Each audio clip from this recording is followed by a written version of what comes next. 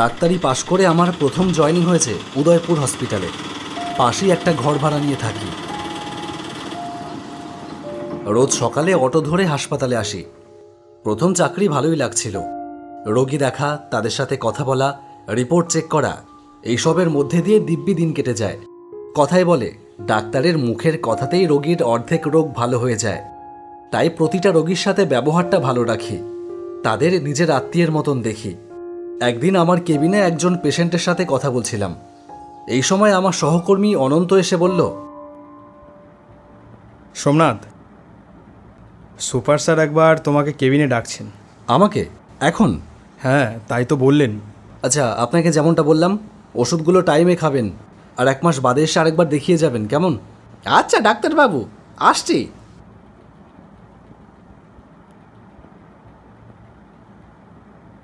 Sir, আমাকে ডেকেছিলেন? হ্যাঁ, এসো সোমনাথ। বলুন স্যার।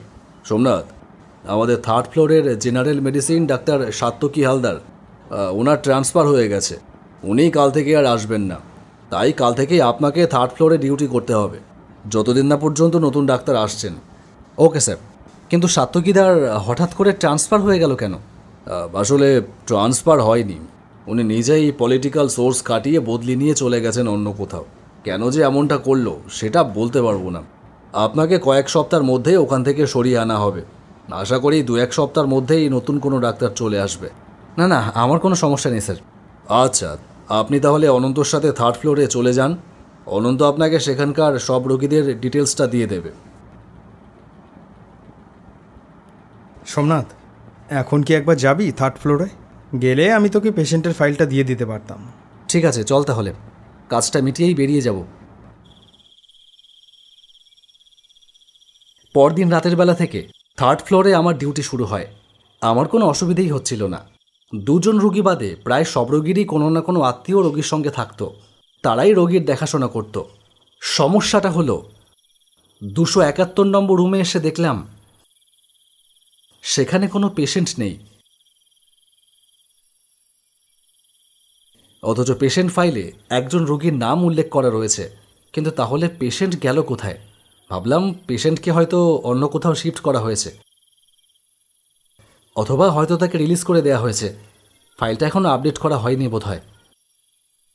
আমি 271 নম্বর রুম থেকে বেরিয়ে 272 নম্বর রুমের দিকে চলে গেলাম। বেশ কিছুদিন এইভাবেই কাটল। একদিন গ্রাউন্ড ফ্লোরে অনন্তর সঙ্গে দেখা হলো। অনন্ত আমাকে জিজ্ঞেস করলো, কি ব্যাপার সোমনাথ, 3rd ফ্লোরের ডিউটি কেমন চলছে? চলছে ভালোই। হঠাৎ আমার মনে পড়ল 271 নম্বর রুমটার কথা। বললাম, আচ্ছা অনন্ত, 271 নম্বর রুমের পেশেন্টটার কি হয়েছে? তাকে কি অন্য কোথাও শিফট করা হয়েছে, নাকি ছুটি হয়ে গেছে? অনন্ত অবাক হয়ে জিজ্ঞেস করল, 271 নম্বর রুমের পেশেন্ট? সেটা তো আমি জানি না। কেন, ফাইলে ডিটেলস দেওয়া নেই? হ্যাঁ, ফাইলে ডিটেলস দেওয়াই আছে, কিন্তু মজার বিষয়টা হলো বেডে রোগীই নেই। রোগী নেই মানে? রোগী নেই মানে রোগীকে হয়তো অন্য কোথাও শিফট করা হয়েছে। আমি 271 নম্বর রুমে যখন ঢুকলাম তখন দেখলাম সেখানে কেউই নেই। আবার ফাইল থেকে রোগীর নামটাও কাটা হয়নি। ভাবলাম হয়তো ক্লার্ক রোগীর নামটা কাটতে ভুলে গেছে। তাই হবে হয়তো, কিন্তু রোগীকে ডিসচার্জ বা অন্য কোথাও শিফট করা হলে ফাইলের ডকুমেন্ট তো সঙ্গে সঙ্গে চেঞ্জ করা হয়। হ্যাঁ, আমিও তো তাই জানি। এবার হয়তো ভুল হয়ে গেছে। মানুষ মাত্রই তো ভুল হয় নাকি? একদিন রাতে আমি আমার ডিউটি অনুযায়ী ওয়ার্ডে রাউন্ড দিচ্ছিলাম।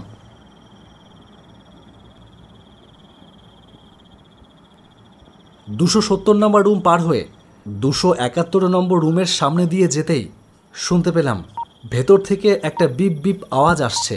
আমি অবাক হয়ে সেখানেই দাঁড়িয়ে পড়লাম। কি ব্যাপার, 271 নম্বর রুমের ভেতর তো কেউ নেই। তাহলে ভেতরে মনিটরটা চলছে কেন? ভেতরে কি হচ্ছে সেটা দেখবার জন্য আমি রুমের ভেতরে ঢুকলাম। ঢুকেই দেখলাম হার্ট রেট মনিটরটা চালু আছে এবং সেখান থেকেই আওয়াজটা আসছে। কিন্তু বিছানায় কেউই তো শুয়ে নেই। এটা কি করে হচ্ছে? বিছানায় কেউ নেই, অথচ হার্ট রেট মনিটরটা চালু আছে। তাহলে হয়তো ঘরটা পরিষ্কার করে যাওয়ার সময় কেউ মনিটরটা ভুল করে চালু করে দিয়ে গেছে। এদেরকে নিয়ে আর পারা যায় না। আমি বেডের কাছে গিয়ে মনিটরটা বন্ধ করে দিলাম। তারপর 271 নম্বর রুম থেকে বের হয়ে 272 নম্বর রুমের দিকে চলে গেলাম।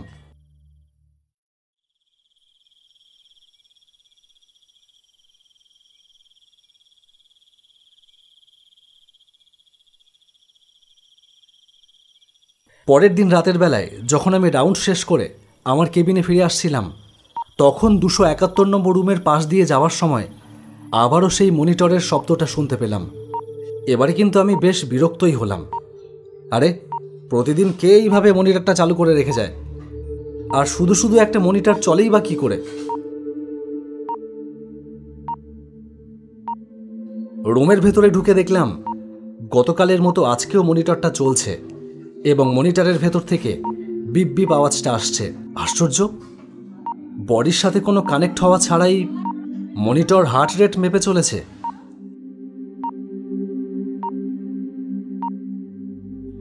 মনিটরটা দেখতে গিয়ে আমার হাত থেকে পেশেন্ট ফাইলটা মাটিতে পড়ে গেল।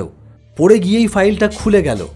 আমি মাটিতে ঝুঁকে পড়ে যখন ফাইলটা তুলতে গেলাম, তখন দেখলাম ফাইলের একটা পৃষ্ঠায় লাল কালি দিয়ে লেখা রয়েছে, আমি এখানেই আছি, কিন্তু তুমি আমাকে দেখতে পাচ্ছ না। আমি ভয়ে শিউরে উঠলাম। রুমের ভেতরে এদিকে ওদিকে তাকালাম, কিন্তু কাউকেই দেখতে পেলাম না। তারপর হঠাৎ আমার বিছানার দিকে চোখ চলে গেল। আমি জানতাম বিছানাটা খালি, সেখানে কেউ নেই, কিন্তু আমার পরক্ষণেই মনে হলো বিছানাটা যেন সত্যি সত্যিই খালি না, সেখানে কেউ যেন আছে। না না, একজন ডাক্তার হয়ে আমি এসব কি ভাবছি? এখানে কেউ থাকলে আমি কি তাকে দেখতে পেতাম না? আমি আবার ফাইলটার দিকে তাকালাম, কিন্তু যে পৃষ্ঠায় আমি লেখাটা দেখেছিলাম সেই পৃষ্ঠাটা আর খুঁজে পেলাম না। ধুর, অনেক দিন একটানা রাত জাগা পড়ছে, তাই হয়তো ভুলভাল দেখছি। কাল ভালো করে একটু রেস্ট নিতে হবে।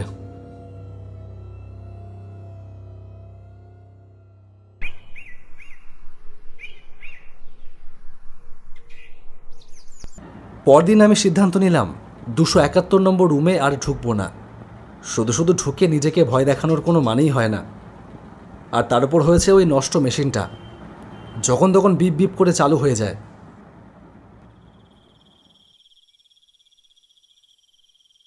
আমি ডিউটি শেষ করে আমার কেবিনে বসেছিলাম।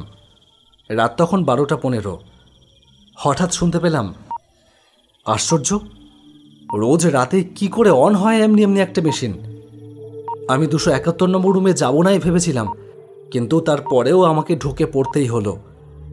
আমি মনিটরের দিকে তাকিয়ে দেখলাম সেটা তখনও হার্ট রেট মেপে চলেছে। আমি বেডের কাছে এগিয়ে গিয়ে মনিটরটা বন্ধ করতে যাচ্ছি, এমন সময় দেখলাম বেডের কাছে যে কার্ড থাকে তাতে লেখা রয়েছে, আমি এখানেই আছি, কিন্তু তুমি আমাকে দেখতে পাচ্ছ না। সেই একই রকম লাল কালি দিয়ে লেখা। আমি আর মনিটরের সুইচ অফ করতে পারলাম না। আমি আটকে উঠলাম ভয়ে। এই লেখাটা এখানে এলো কি করে? ভয়ে আমার সারাটা শরীর কাঁটা দিয়ে উঠল। কে আছে এই রুমের ভেতর? অথচ আমি তাকে দেখতে পাচ্ছি না, কিন্তু আমি অনুভব করতে পারছি এই রুমে কেউ একজন আছে। এদিকে ওদিকে তাকিয়েও আমি কাউকেই দেখতে পেলাম না। আমার ভয়ে ক্রমশ বেড়েই চলল। আমার মনে হচ্ছে এখনই এই রুম থেকে বেরিয়ে যাওয়া উচিত, কিন্তু আমার পা যেন মাটিতে আটকে আছে। হঠাৎ বেডের নিচে আমার চোখ পড়ল। দেখলাম একটা কালো ছায়ার তরঙ্গ ধোঁয়ার আকারে বেরিয়ে আসছে বেডের তলা থেকে, এবং তারপর সেটা একটা মানুষের আকার ধারণ করল, ঠিক যেন কালো ধোঁয়া দিয়ে তৈরি একটি ছায়া শরীর। তারপরেই শোনা গেল এক অপার্থিব আর্তনাদ।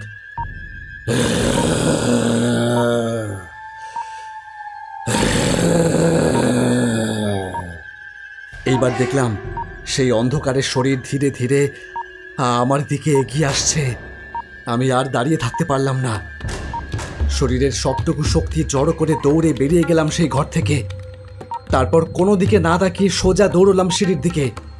মনে হচ্ছিল আমার পেছনে কে যেন দৌড়চ্ছে, কিন্তু সেই দিকে আর না তাকিয়ে সিঁড়ি দিয়ে দৌড়ে কোনো রকমে নেমে এলাম গ্রাউন্ড ফ্লোরে। গ্রাউন্ড ফ্লোরে আসতেই অনন্তর সঙ্গে দেখা হয়ে গেল।